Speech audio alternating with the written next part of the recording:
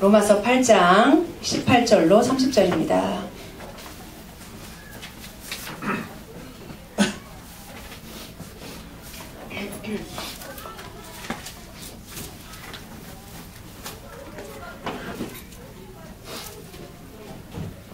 로마서 8장 18절로 30절 우리 함께 교독하도록 하겠습니다. 생각하건대 현재의 고난은 장차 우리에게 나타날 영광과 비교할 수 없도다. 피조물이 고대하는 바는 하나님의 아들들이 나타나는 것이니 피조물이 허무한데 굴복하는 것은 자기 뜻이 아니요 오직 굴복하게 하시는 이로 말미암음이라. 그 많은 것은 피조물로서 거짓의 종로를 상대서 변되어 하나님의 자녀들의 영광의 자유에 이르는 것이라. 피조물이 다 이제까지 함께 탄식하며 함께 고통을 겪고 있는 것을 우리가 아느니라. 그뿐 아니라 또한 우리고 성령의 청기를 열매를 받은 그들까지도 속으로 탄식하여 양자될 것 곧 우리의 속량을 기다리리라. 우리가 소망으로 구원을 얻었음에 보이는 소망이 아니니 보는 것을 누가 바라리요. 만일 우리가 보지 못하는 것을 바라면 참음으로 기다릴지니라. 이와 같이 성령도 우리의 연약함을 도우시나니 우리는 마땅히 기도할 바를 알지 못하나 오직 성령이 말할 수 없는 탄식으로 우리를 위하여 친히 간구하시느니라. 마음을 살피시는 이가 성령의 생각을 하시나니 이는 성령이 하나님의 뜻대로 성도를 위하여 간구하십니다. 우리가 알거니와 하나님을 사랑하는 자 곧 그의 뜻대로 부르심을 입은 자들에게는 모든 것이 합력하여 선을 이루느니라. 하나님이 미리 아신 자들을 또한 그 아들의 영상에 본받게 하기 위하여 미리 정하셨으니 이는 그로 많은 형제 중에서 맏아들이 되게 하려 하시니라. 또 미리 정하신 그들을 또한 부르시고 부르신 그들을 또한 의롭다 하시고 의롭다 하신 그들을 또한 영화롭게 하셨느니라. 아멘. 오늘 예배 나오신 여러분들을 진심으로 환영하고 축복합니다. 오늘 예배를 통해서 하나님이 우리를 얼마나 사랑하시고 또 얼마나 큰 축복 속에서 부르셨는지 기억하시고 하나님 앞에 감사가 회복되어지는 시간 되시기 바랍니다. 아멘. 오늘 우리 로마서 8장 말씀 일심전심 지속의 목표, 우리의 목표가 있는데 그 목표가 다른 것이 아니고 모든 것을 합력해서 선을 이루시는 하나님, 그 하나님을 믿는 거고 그 하나님을 바라보는 게 우리 일심전심 지속의 목표죠. 그래서 여러분의 인생이 안개와 같은 인생은 아닙니다. 이따가 어느 날 사라져도 이름 없이 사라지는 그런 인생이 아니고 하나님이 많은 사람들 중에 저와 여러분을 지명하여 불러서 하나님의 자녀로 삼으신 줄로 믿습니다. 오늘 이 말씀은 불신자에게는 해당되는 말씀이 아니에요. 곧 그의 뜻대로 부르심을 입은 자들에게 모든 것이 합력하여 선을 이룬다. 그의 뜻대로 부르심을 받은 자, 하나님을 사랑하는 자, 곧 그의 뜻대로 부르심을 입은 우리이기 때문에 모든 것이 합력하여 선이 이루어집니다. 불신자들은 이걸 모르기 때문에 우리의 만남은 우연이 아니야. 우연이란 얘기인가요? 우연이 아니란 얘기인가요? 우연이 아니란 얘기네요. 그 찬양 그 노래도 보니까. 근데 많은 사람들이 이거는 우연이고 뭐 이거는 뭐 이렇게 얘기하는데 하나님의 계획 속에 절대 목표 속에 부름받은 우리에게는 우연이 없습니다. 우연이 없습니다. 우리의 모든 만남은 또 모든 사건은 문제까지도 응답까지도 하나님의 당연한 결과고 필연이 그 속에 있고 절대적인 계획이 그 속에 있습니다. 여러분의 문제가 왔다면 당연히 올 게 왔구나 라고 생각하시고 응답이 오면 이 속에 하나님의 절대적인 거 필연적인 게 숨어 있구나 해석을 잘 하셔야 됩니다. 뭐 그냥 이러다 말겠지, 언젠가 되겠지, 그냥 흘려보내지 마시고 귀찮아하지 마시고 그냥 생각 없이 보내지 마시고 여러분에게 일어나는 모든 만남도 하나님의 그 계획 속에서, 말씀 속에서 모든 사건도, 모든 응답까지도 여러분에게 계획이 있음을 잘 보시고 하나님의 응답을 찾아내시기 바랍니다. 하나님 응답을 찾아내야 돼요. 문제 속에서도 응답을 찾고 응답 속에서도 하나님의 더 큰 계획을 찾아내셔야 돼요. 그래서 오늘 본론적으로 이런 하나님의 절대적인 계획 속에 우리를 인도하시는데 18절의 말씀 생각하건대 현재의 고난은 장차 우리에게 나타날 영광과 비교할 수 없다. 옛날에는 좋게 비교할 수 없다. 영어로 보니까 비교할 가치도 없다.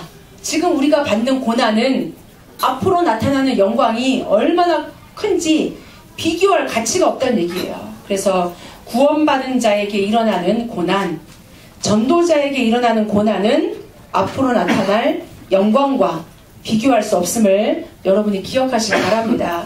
우리 그 아기를 낳아보신 분들은 다 아시겠지만 그 아기 낳는 게 쉽지 않거든요. 굉장히 고통스럽습니다. 굉장히 힘들게, 아무리 쉽게 순풍순풍 쑥쑥 난다고 해도 그렇게 아기 낳을 때 고통은 있거든요.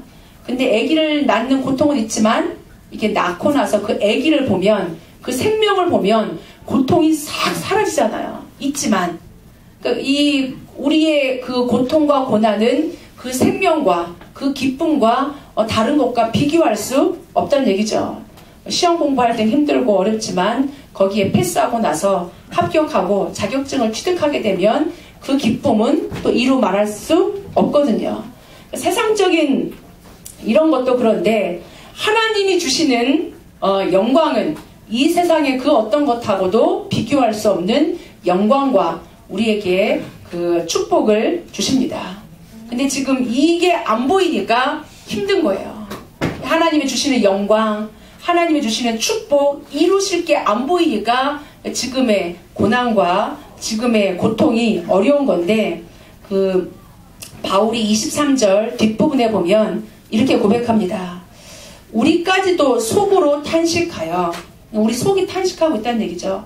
속으로 탄식하여 양자될 것 곧 우리 몸의 속량을 기다린다. 우리 바디, 영혼이 아니라, 영혼은 하나님을 사랑하고 하나님을 즐거워하는데 우리 몸은 괴로워. 몸은 괴롭거든요. 여전히 고통 당하고 바늘만 찔려도, 가시에만 찔려도 우리는 고통을 느낍니다. 어떤 사건이 생기고 어떤 큰 문제가 생기면 힘들지 않다라는 건 거짓말이거든요. 예수는 그리스도 모든 문제 해결자 끝 했는데 암이 걸렸어.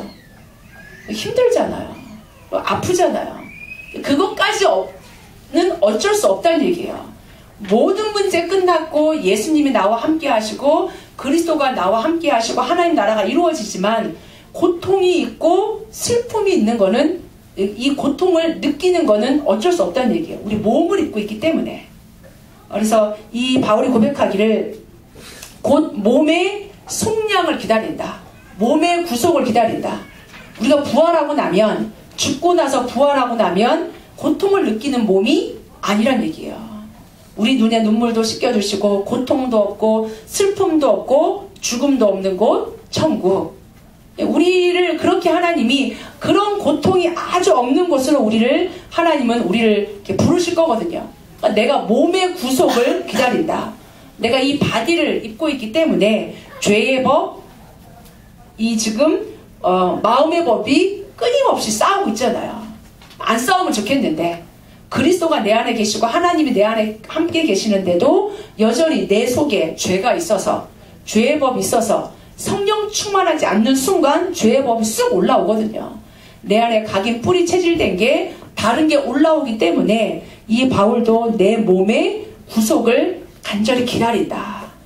그 속량하는 날, 고린도전서 15장 한번 찾아볼까요? 그날에 어떤 일이 벌어지는지. 고린도전서 15장 42절로 44절.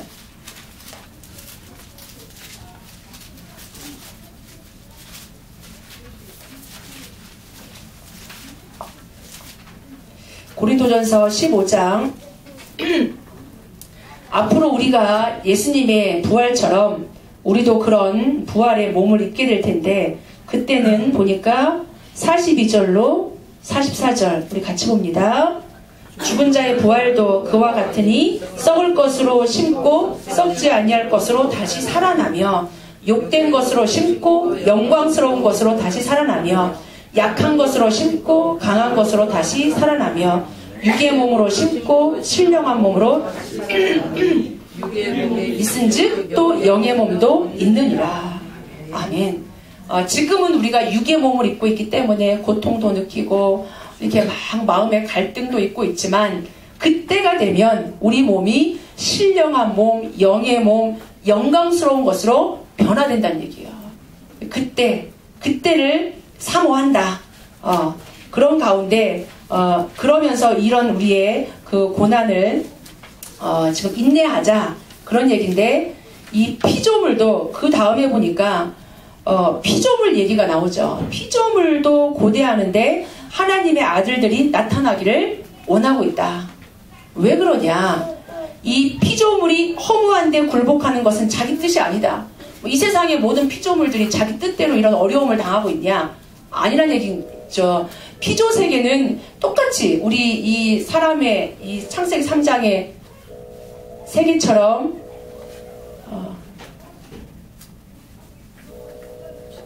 우리 건물에서 나는 건가요? 소방서. 이렇게.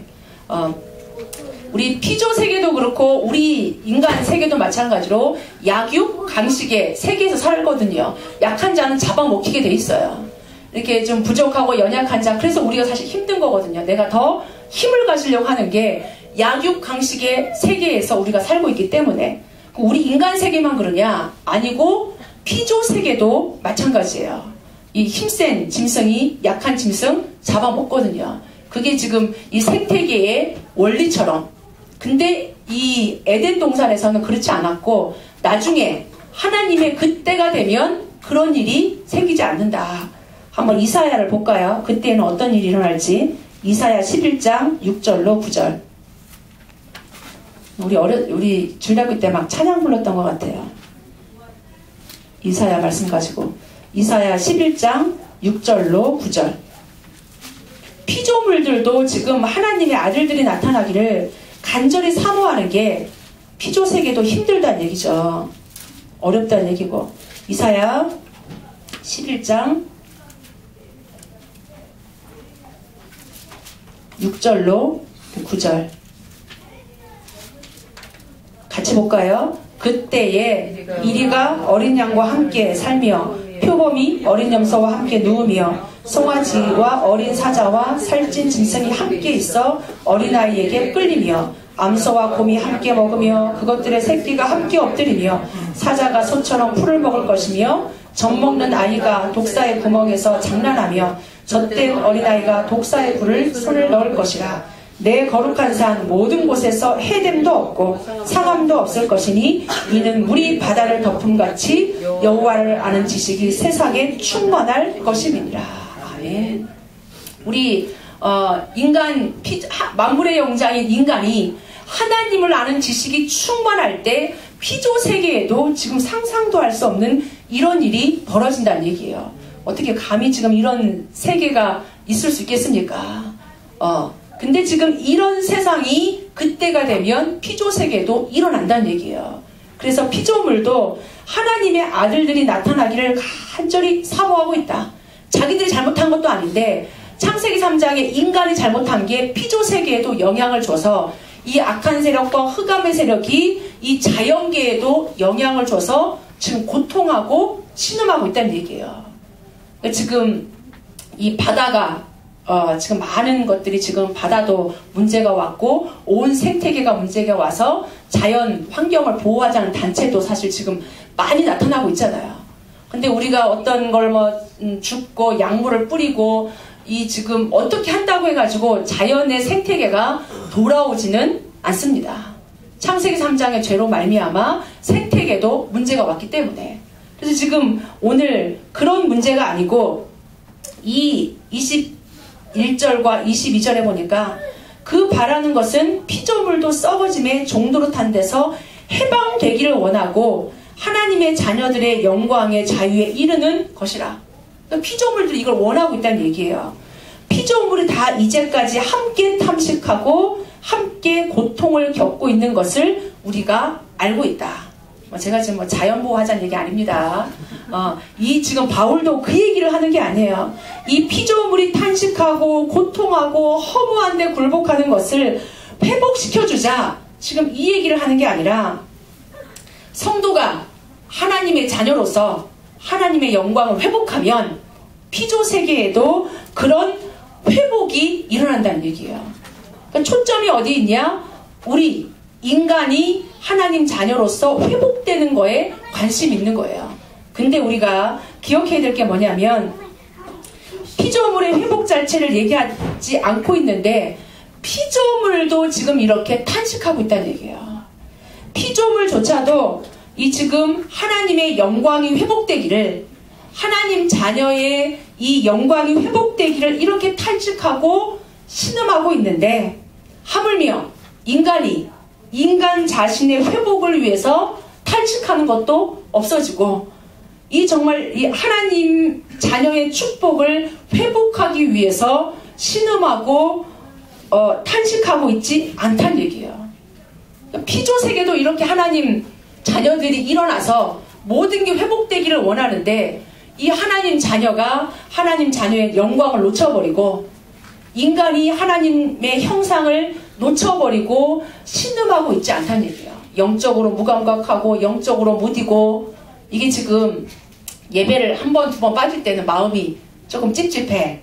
근데 한 달, 두 달, 1년 교회 안 가면 마음이 그냥 무감각해져요. 그 전에 돌아와야 돼요. 저에게 한남에 이렇게 가끔씩 사람들 만나러 가면 옛날에 교회 열심히 다녔고 18년 이상 한 교회를 충성스럽게 섬겼던 집사님인데 지금은 교회 안 가요. 안 간지 이제 한 3년, 5년 이렇게 됐어요. 그러고 사는데도 괜찮아. 이게 완전 영적으로 황폐되고 무감각해져가지고 신음하지도 않아.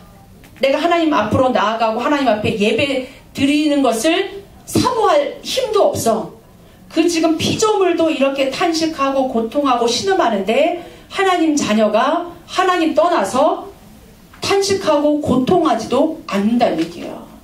그걸 지금 말해주면서 하나님은 지금 우리에게 돌아오기를, 우리가 받는 고난이 지금 그런 고난을 원하는 게 아니란 얘기예요.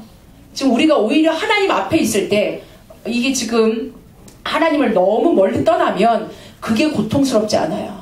근데 오히려 내가 하나님 앞에 신앙생활을 잘 하려고 하면 기도가 안 되고 말씀 듣는 것이 지금 이게 더 듣기를 원하고 이 전도 때문에 고민하고 내가 지금 가정복음화를 위해 기도하고 직장복음화를 위해 기도하고 이거에서 오는 갈등 때문에 사실 우리가 이 고통을 받고 기도하거든요. 오히려 그 상태가 더 감사하다는 얘기예요. 이게 바울이 받은 고난이 뭐냐? 이 전도 때문에 돌에 맞고 감옥에 갇히고 이랬거든요. 고린도후서 한번 볼까요? 이 바울이 복음 전하면서 어떤 어려움을 당했는지. 지금 여러분의 고난은 어떤 고난이고 전도자의 고난은 어떤 고난인지 한번 비교해 보시기 바랍니다. 고린도후서 11장 25절로 28절.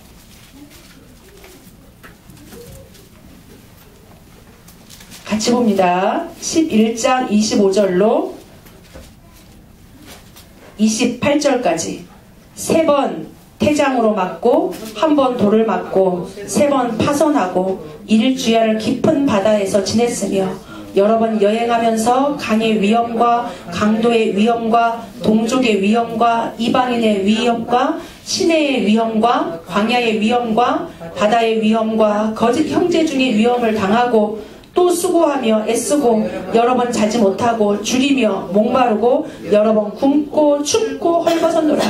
이 외의 일은 고사하고 아직도 날마다 내 속에 눌리는 일이 있으니 곧 모든 교회를 위하여 염려하는 것이라. 오히려 여러분이 이런 지금 고난을 받는 것은 축복인 줄로 믿습니다. 내가 정말 교회 때문에 오늘 이 끝에 보니까 내가 이렇게 매 맞고 못 먹고 춥고 이런 막 어려움을 당하는 것은 고사하고 나는 날마다 내 속에서 눌리는 일이 있다. 그러니까 여러분이 눌리는 게 뭐 때문에 눌리는지 그 눌리는 것도 필요해요. 이게 감사한 거죠.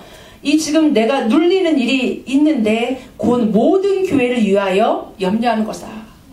하나님의 몸된 교회가, 내가 다니면서 전도해 놓은 교회가 정말 하나님의 뜻을 이루고 정말 로마 복음화하고 지역 복음화하기를 위해서 내가 염려하고 이것을 위해서 눌린다는 얘기예요.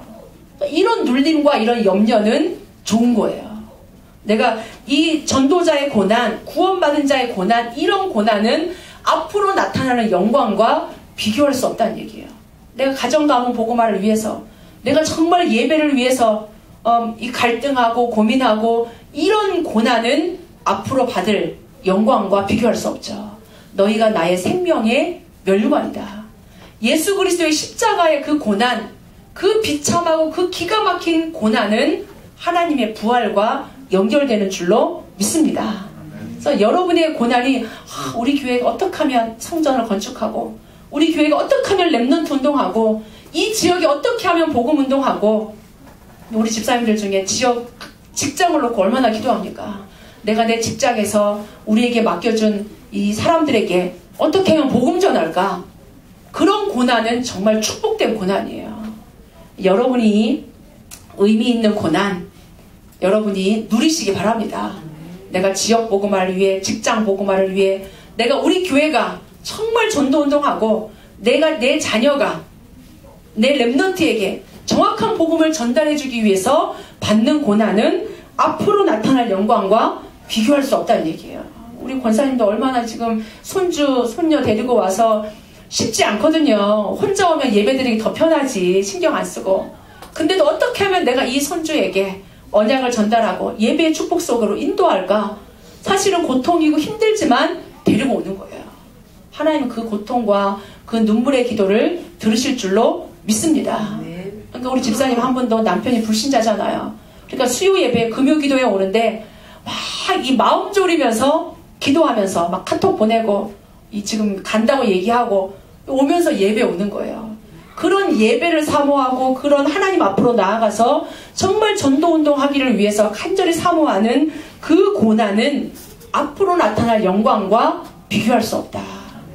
여러분에게 일어나는 뜻하지 않은 고난, 내가 계획하지 않았던 문제, 그 속에 하나님 큰 계획이 있어요. 이건 어떻게 상상도 못했던 문제와 사건이 왔어. 내가 전혀 예상하지 못했던 상황이고 만남이야. 근데 그 속에 하나님의 큰 계획이 있습니다.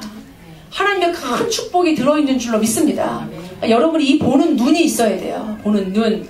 그래서 오늘 이 스데반과 또 많은 이 바울과 많은 믿음의 선진들이 그런 고난을 감사하게 받았어요. 초대교회 그 엄청난 핍박 앞에 불로 태움을 당하고 짐승에게 찢김을 당하면서 죽어도 감사했어. 얼굴이 천사 같았어. 그런 앞으로 나타날 영광과 비교할 수 없기 때문에 자, 여러분이 고통 앞에 눌리지 마시고 오늘 뭐 이 바울 눌린다, 뭐 염려했다, 이런 눌리는 거는 감사해야 돼요. 내가 눌리는 게 이것 때문에 눌리는 거고, 내가 이 교회를 위해서 정말 복음화를 위해서 염려하는 그 염려는 복된 염려고 복된 눌림인 줄로 믿습니다. 더 복음을 누리시기 바랍니다. 두 번째로 우리에게 하나님은 첫 번째 여러분이 기억하실 건 여러분의 고난이 헛되지 않다는 얘기예요. 피조물도 이렇게 고통하고 신음하고 있다는 얘기예요. 우리가 회복되기를, 하나님을 아는 지식이, 하나님 자녀가 영광을 누리길, 몸의 구속을 회복하기를, 이거를 지금 간절히 바라고 있는 것을 기억하시면서 여러분 자신을 하나님 앞에서 잘 누리시길 바라고, 두 번째로 여러분이 기억할 것은 우리의 소망은 눈에 보이지 않지만 중요한 소망이 분명히 있다. 눈에 보이지 않는 거죠. 소망은 24절로 25절에 보니까 만일 우리가 보지 못하는 것을 바라면 참음으로 기다려라. 참 인내하라는 얘기죠. 인내로 기다려라. 24절에도 우리가 소망으로 구원을 얻었음에 보이는 소망이 소망이 아니니 보는 것을 누가 바라리요. 사실은 믿음이 보입니까? 구원이 보입니까? 안 보이거든요. 하나님 보입니까? 안 보이잖아요. 그러니까 우리의 구원은 눈에 안 보여요. 그러나 이게 지금 우리가 소망으로 구원을 얻은 거죠. 말씀을 소망으로, 믿음으로 구원을 받은 것처럼 앞으로 우리에게 일어날 많은 것들도 소망하고 믿음으로 기다리란 얘기예요. 참음으로 기다려라. 참음으로. 23절에 보니까 우리가 누구냐? 성령의 처음 익은 열매를 받은 우리다. 성령의 처음 익은 열매가 누굴까요? 그리스도. 성령의 처음 익은 열매, 부활의 첫 열매 되신 그리스도, 사망의 권세, 모든 지옥의 권세, 사단의 권세 깨트리신 그 처음 익은 열매, 그리스도를 받은 우리도 우리 몸의 속량을 기다리란 얘기죠. 하나님의 시간표에 우리가 하나님 만나는 그날 우리 몸도 완전한 구원으로 하나님은 허락하실 줄로 믿습니다. 히브리서 11장에 보니까 믿음은 바라는 것들의 실상이요 보지 못하는 것들의 증거니 선진들은 이로써 증거를 얻었느니라. 그러니까 믿음은 보이지 않는 걸 믿는 거예요. 그러니까 눈에 보이는 거는 확인하는 거죠.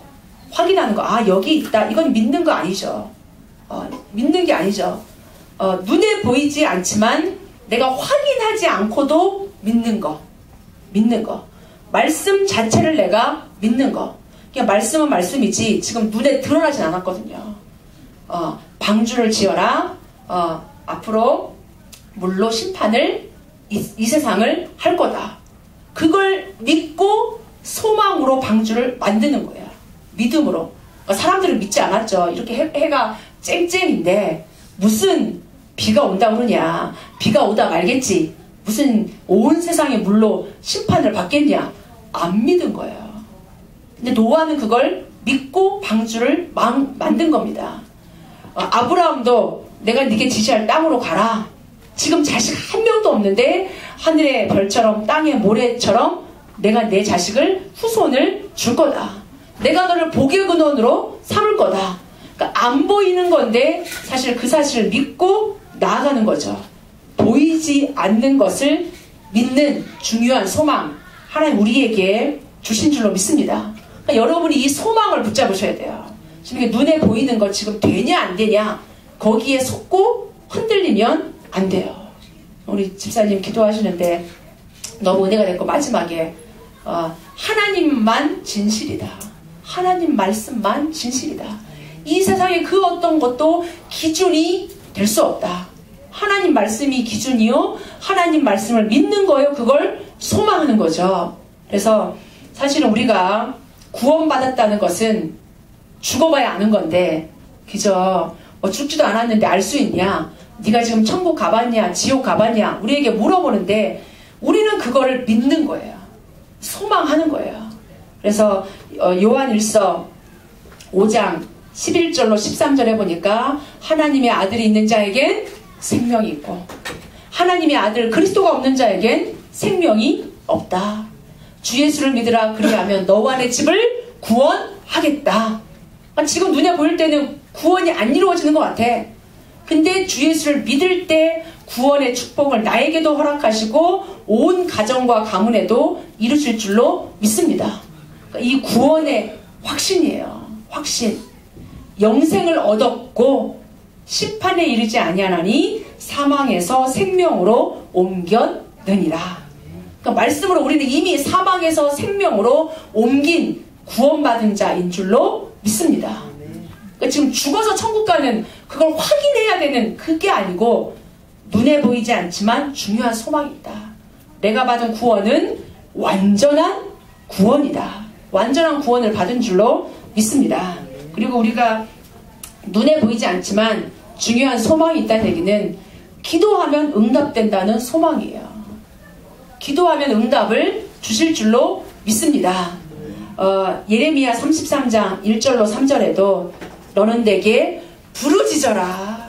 네가 알지 못하는 크고 은밀한 일을 내게 보일 게다. 우리가 부르짖으면 허공에 대고 부르짖는 것 같지만 그게 아니고 하나님 자녀가 하나님께 일을 행하시는 여호와께 그 일을 지어 성취하는 여호와를 향해서 부르짖을 때 하나님은 응답을 주실 줄로 믿습니다. 우리가 알지 못하는 크고 비밀한 일 우리는 몰라요. 영이 있지만 육에 갇혀있기 때문에 육신을 입고 있기 때문에 과거, 현재, 미래를 정확히 알 수 없어요. 내일 일도 모르죠. 근데 그 속에서 하나님은 우리가 하나님을 향해 부르짖어 기도할 때 우리에게 응답을 반드시 주실 줄로 믿습니다. 사실 기도 응답도 소망이에요. 이게 뭐 한다고 맨날 기도하냐. 뭐가 있다고 맨날 교회 가고 기도하고 그렇게 막 헌금하고 그러냐. 우리는 소망이 있으니까. 여러분이 소망을 붙잡으시기 바랍니다. 눈에 보이는 거 따라가지 마시고 하나님의 중요한 소망, 중요한 소망, 세계복음화의 소망, 로마복음화의 소망, 여러분의 지역복음화의 소망, 이걸 붙잡고 지금 여러분이 나아가는 거죠. 그리고 중요한 인도의 확신이고 인도의 소망입니다. 잠언 3장 5절로 6절 이걸 한번 찾아볼까요? 우리 집사님 한 분이 이 말씀에 큰 은혜를 받고 계신 것 같은데 이런 말씀들이 참 위로가 되고 이게 방황하는 것을 끝내게 되죠. 아, 이렇게 살아야겠구나. 잠언 3장 5절로 6절. 하나님의 말씀이 들어가 있으면 방황하다가도 딱 붙잡게 되죠. 아, 하나님 우리와 함께 하시는구나. 우리를 인도하시는구나. 인도가 사실 눈에 보이지 않아요. 그러나 하나님은 우리를 말씀으로 인도하겠다고 소망을 주십니다. 잠언 3장 5절 6절 같이 봅니다. 너는 마음을 다해서 여호와를 신뢰하고 내 명철을 의지하지 말라. 너는 범사의 그를 인정하라. 그리하면 내 길을 지도하시리라. 아멘. 내 길을 지도하는 게 안 보이잖아요. A, B 선택할 때 말 안 해주는데 하나님 언제까지입니까? 10년입니까? 1년입니까? 말 안 해줘요. 말 안 해주는데 그걸 믿고 소망하고 기다리는 거예요. 인내하고 참음으로 기다릴지니라. 뭘 붙잡고? 이 소망을 붙잡고 내가 여호와를 신뢰하면 내 마음을 다해서 여호와를 100% 의지하고 신뢰하면 하나님은 우리를 지도해 주시겠다는 얘기예요. 어떻게 지도해 주시냐? 우리 마음과 생각을 지키십니다.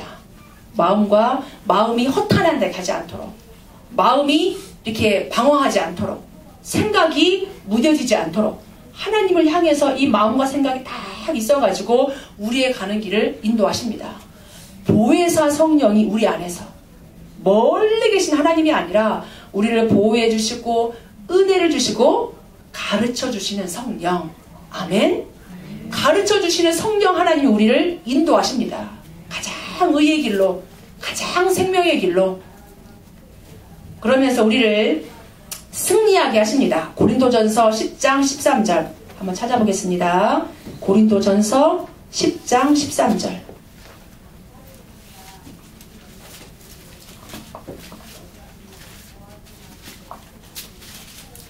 시험 당할 때, 문제가 올 때 이런 말씀들이 우리를 이렇게 딱 흔들리지 않게 하죠. 같이 봅니다. 사람이 감당할 시험 밖에는 너희가 당한 것이 없나니 오직 하나님은 미쁘사 너희가 감당치 못할 시험 당함을 허락하지 아니하시고 시험 당할 즈음에 또한 피할 길을 내사 너희로 능히 감당하게 하시느니라. 아멘. 여러분에게 큰 문제가 왔고 큰 시험이 왔다. 큰 사람이고 큰 그릇인 줄로 믿습니다.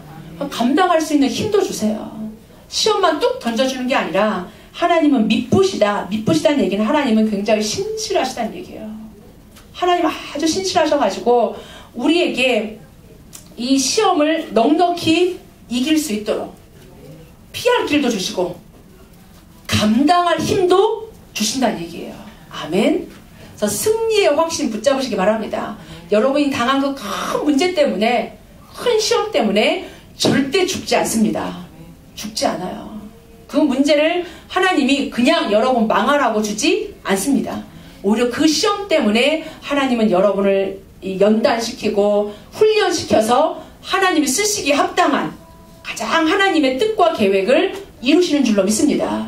그래서 승리의 확신 반드시 감당하게 하신다. 그리고 사죄의 확신, 요한일서 1장 9절. 사실 지금 이 5가지 확신에 대한 말씀은 여러분이 지금 암송하시면서 흔들릴 때마다 딱 붙잡으시면 너무 좋습니다. 요한일서 1장 9절. 우리 외우시는 분들 계시죠? 요한일서 1장 9절. 같이 봅니다.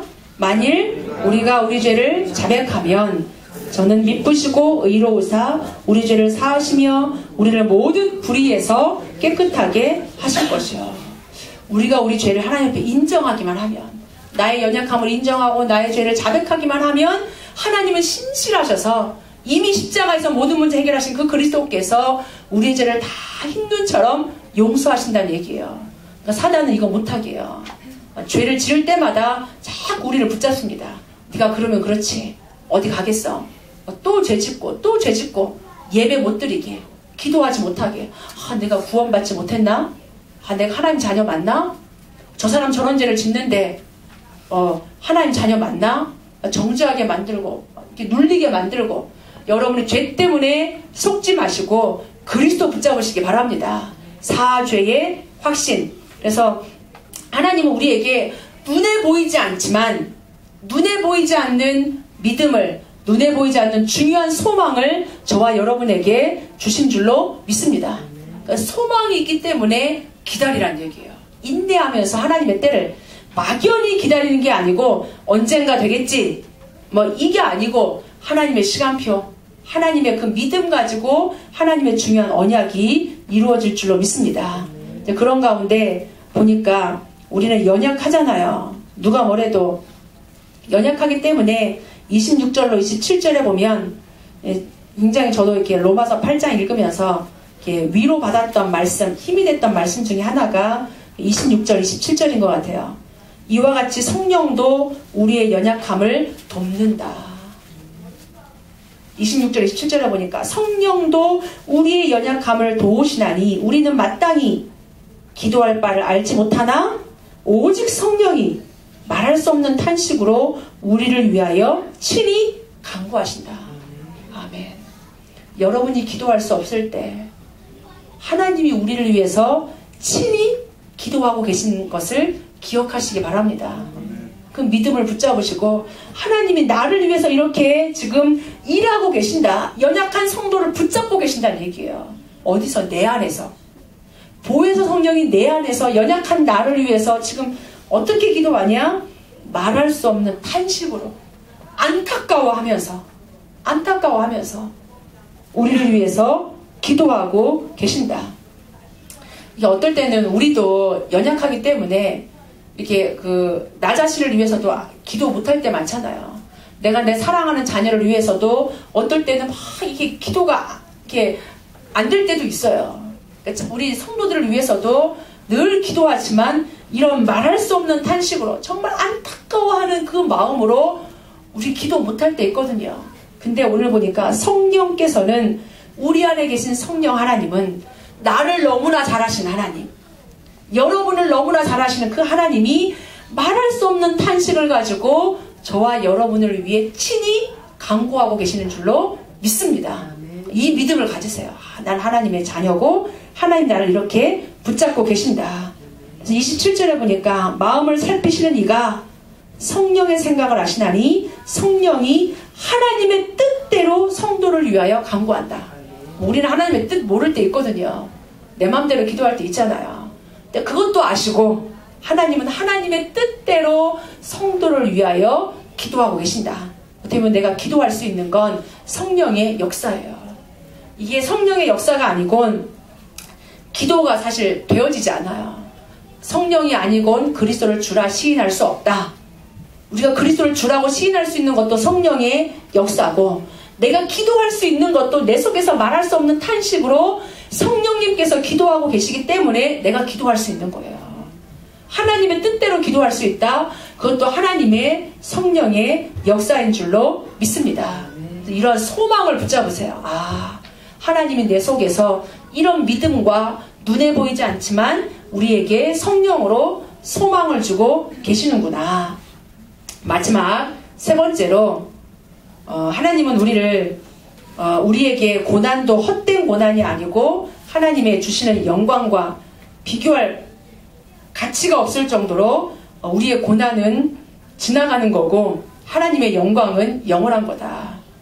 불신자의 고난은 영원한 거죠. 영광이 있을 수 없죠.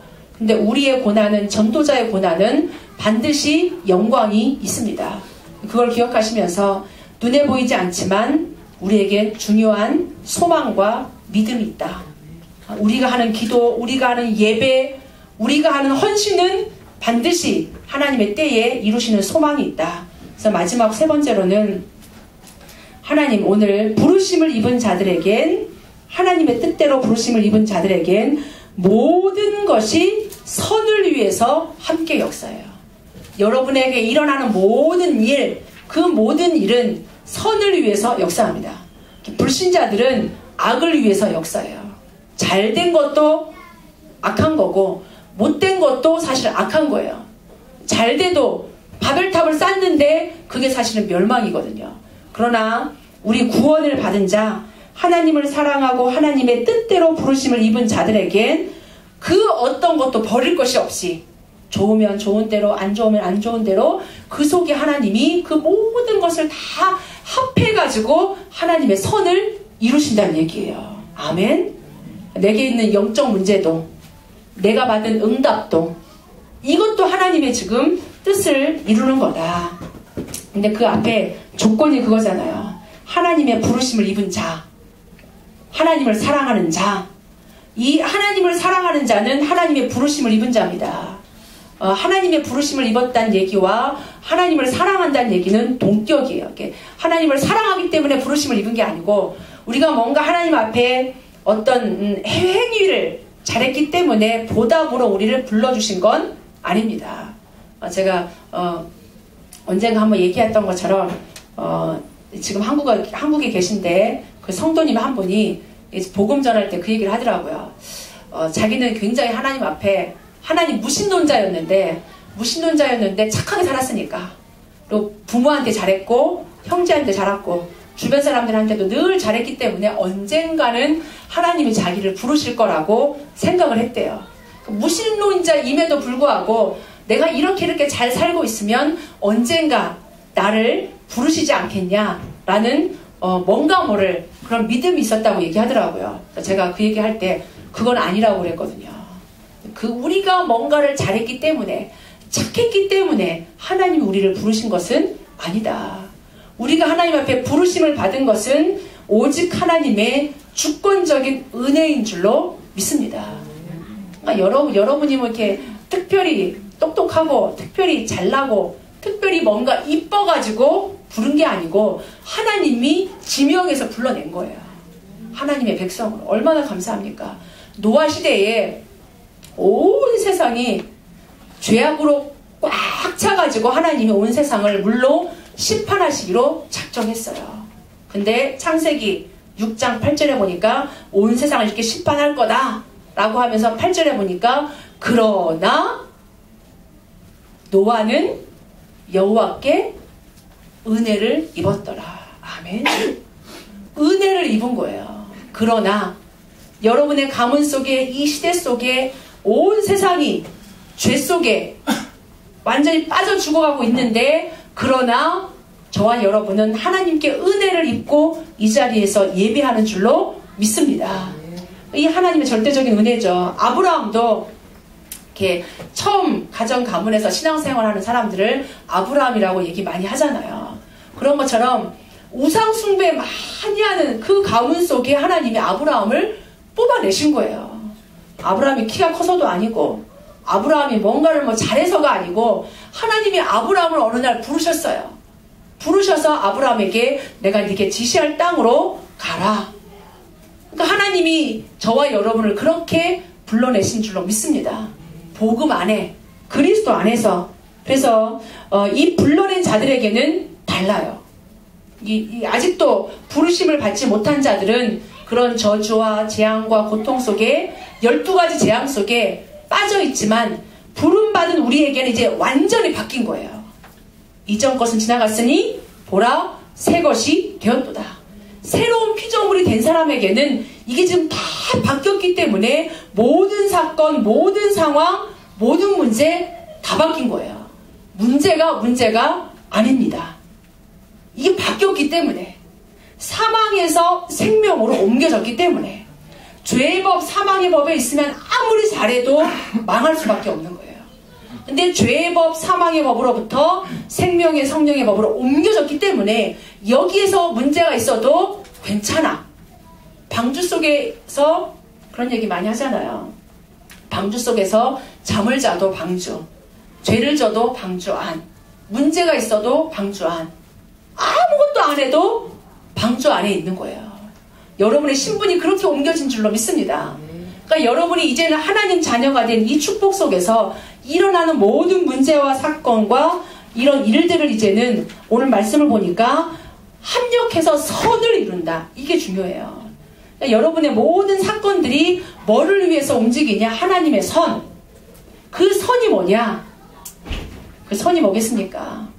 선이겠죠. 악이 아니고, 그 선은 딴 게 아니고 사실 하나님의 절대 목표죠. 하나님이 이루시고자 하는 성경 66권을 통해서 우리에게 주시고자 하시는 구원이죠. 구원. 우리를 살려내는 것. 여기서부터 빼내서 이제는 하나님 자녀와 하나님과 함께 임마누엘을 누리는 것, 하나님의 축복을 누리는 것, 구원의 축복을 누리는 것. 그래서 베드로전서 1장 9절에 믿음의 결국은 영혼 구원이다. 하나님의 절대선, 절대 목표는 우리에게 여자의 후손을 약속하신 것, 처녀가 잉태해서 아들을 낳을 것, 그리스도가 이 땅에 오신 것, 그 그리스도로 말미암아 우리가 구원받는 게 하나님의 선인 줄로 믿습니다. 그러니까 하나님의 끝이 어디 있냐? 모든 족속에게 이 복음이 증거되는 것. 그 절대선을 향해서 하나님이 저와 여러분을 부르신 게 소명이요, 우리에게 이 현장 살리라고 주신 게 절대 사명인 줄로 믿습니다.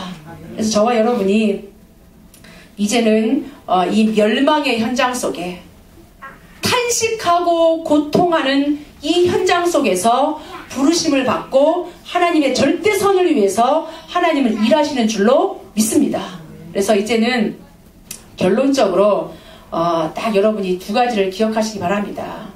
구원받은 자에게 이미 완전한 축복을 다 주셨다. 완전한 구원의 축복을 다 주셨다. 하나님 자녀의 신분과 권세, 이 축복을 다 주시면서 무엇을 위해 살아야 될지 참 사명도 다 주신 줄로 믿습니다. 오직 그리스도, 오직 하나님 나라, 오직 성령, 오직 세계복음화. 오직 그리스도와 오직 세계복음화죠. 구원받은 자에게 하나님은 절대선을 다 이루어 놓으시고, 이제는 저와 여러분에게 일어나는 모든 사건, 모든 일, 응답은 응답대로, 문제는 문제대로 하나님은 그 속에서 회복하기를 원하십니다. 하나님은 찾아내라고 말씀하십니다. 여러분은 사건 속에, 문제 속에 집어넣을 때 그 문제 자체가 중요한 게 아니고 그 문제 속에서, 사건 속에서 참 축복을 찾아내고 참 사명을 찾아내라는 거예요. 그러니까 하나님의 손짓이죠. 이거 깨달아라. 이 축복 속으로 들어와라.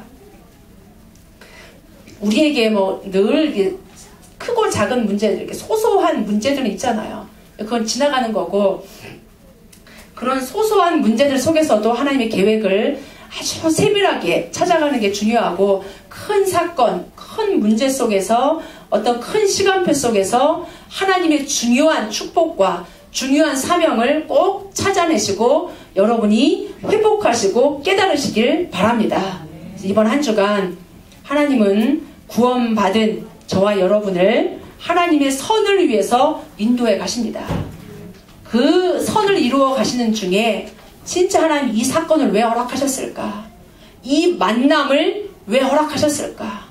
하나님 우리 교회에, 우리 집에, 나에게 왜 이 일을 허락하셨을까? 그 그걸 잘 말씀 속에서 보시면서 그 속에 있는 하나님의 축복, 그 속에 있는 하나님의 절대 계획, 절대 사명을 여러분이 발견하고 붙잡으시기 바랍니다. 하나님 그냥 여러분을 이 세상에 왔다가 그냥 부르시지 않습니다. 부름받은 저와 여러분에겐 절대 목표가 있고 절대 사명이 있고 절대 헌신이 있음을 기억하시면서 그걸 딱 붙잡으시기 바랍니다. 아멘. 잠깐 기도하겠습니다. 하나님 감사를 드립니다. 우리에게 혹시 문제가 있고 고난이 있고 고통이 있다면 이 고난 속에 하나님의 큰 축복과 큰 사명이 예비되어 있고 준비되어 있음을 발견하시면서 그 축복을 누리게 하시고 앞으로 우리에게 주실 영광과 비교할 수 없음을 기억하면서 오늘의 문제 속에서도 감사하게 해주시옵소서. 더 큰 계획이, 더 큰 축복이, 더 큰 사명이 그 속에 있음을 기억하고 깨닫게 해주시옵소서. 눈에 보이지 않지만 믿음 가지고 소망을 바라보며 인내로 기다릴 수 있도록 힘을 주시옵소서. 모든 것이 합력하여서 하나님의 절대 선을, 절대 목표를 이루시는 하나님을 찬양합니다. 우리의 인생이, 우리의 교회가, 우리의 가정과 가문이 이 절대 계획 속에 들어갈 수 있도록 인도하시니 감사합니다.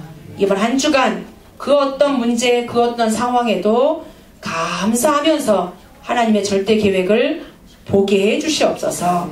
감사드리며 예수 그리스도 이름으로 기도하옵나이다. 아멘. 같이 찬송가 413장 찬송하시면서 준비하신 예물 드리도록 하겠습니다.